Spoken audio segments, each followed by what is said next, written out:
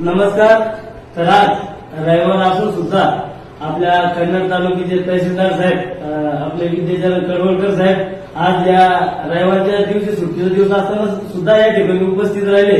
त्याबद्दल मी सर्व कोळी समाज बांधवातर्फे सरांचं धन्यवाद व्यक्त करतो.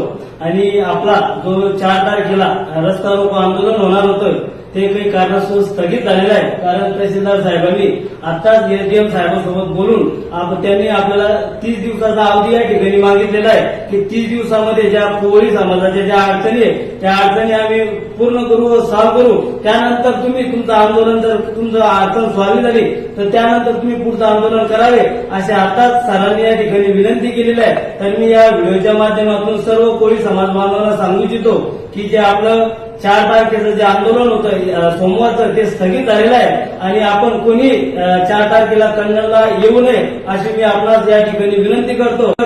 आणि मी तहसीलदार साहेबांचं या ठिकाणी मनपूर्वक धन्यवाद व्यक्त करतो. त्यानंतर आपले कन्नडचे पोलीस डिपार्टमेंट यांचाही धन्यवाद व्यक्त करतो की त्यांनी त्यांचा सुट्टीचा दिवस आमच्यासाठी या ठिकाणी दिला. त्याबद्दल सर्वांचे मनपूर्वक धन्यवाद.